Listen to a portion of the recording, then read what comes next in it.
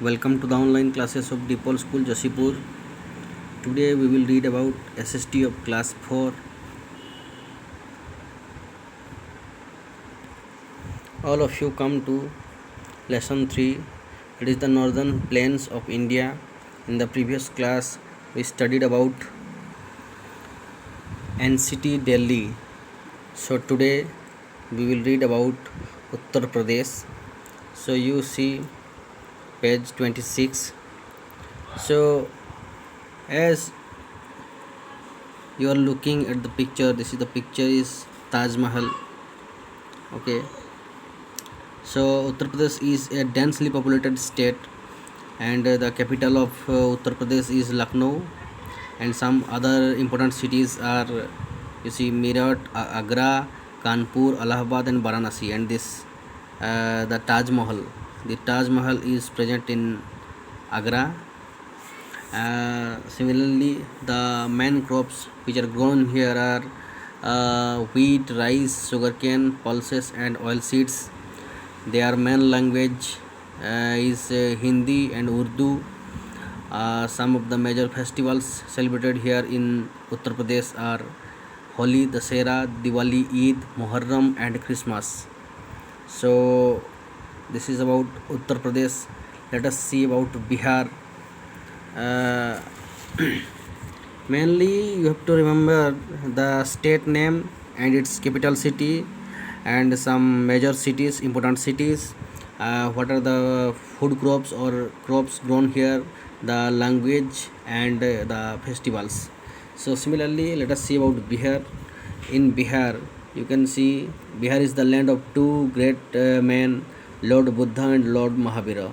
Why this is called the land of two great persons like Lord Buddha and Lord Mahavira? Because these two great personalities like Lord Buddha and Lord Mahavira, they were born here in Bihar according to our historical events. In you see the Bodh Gaya and Nalanda are the places associated with them. So two places are there in Bihar. Bodh Gaya is there, Nalanda is there, which are associated with these two famous personalities. Patna is the capital city of Bihar. Major crop is rice. Some other crops which are grown here are wheat, sugar, cane, and jute. Most common languages are Hindi and Urdu. Uh, mm, Most common languages, and Diwali, Dasera, Chhat Parv, Eid, and Durga Puja are the main festivals here in Bihar also. So last one is about West Bengal. So in West Bengal, it is known as the fertile plains formed by river Ganga and Brahmaputra. Why it is called the fertile land? Because West Bengal is surrounded by both rivers. That is, one is Ganga and another one is Brahmaputra.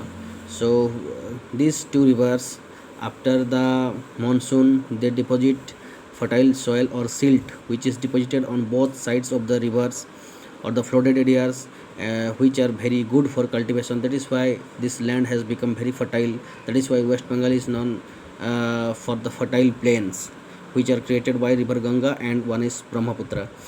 And main crops are rice and jute.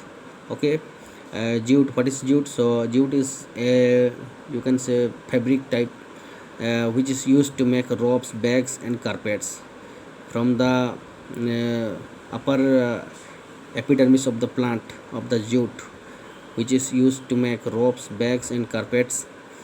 So the capital is Kolkata. West Bengal's capital is Kolkata, and people mainly speak Bangla language, and the people are fond of painting, music, dance, literature, like this. Their most popular festival is Durga Puja. Okay, so this is about West Bengal. And finally, overall, if we go to see the reason for, so the reason for northern plains having most populous states is its fertile soil. So why these northern plain areas where the states like Bihar, West Bengal, NCT, Delhi, Uttar Pradesh, Haryana, Punjab, all these states which fall in the range of northern plains. Why these states are very fertile, populous? Why so many people are living here? Due to its fertile soil. Okay, so as fertile soil is there, heavy amount of surplus grain income is there. That is why people prefer to stay in these places. Not now, it has been coming down from the history. Okay, historical period, if you go to see, people when the beginning of the history of our country, if we go to see, from that period, we will find that people are living mainly in this area, which is northern plains. Okay, so major food crops of Indian are grown here. Major food crops like rice, wheat, these are the two main crops of our country. These are abundantly cultivated in enough here. So the important industries like coal, jute, cement are scattered over the whole region.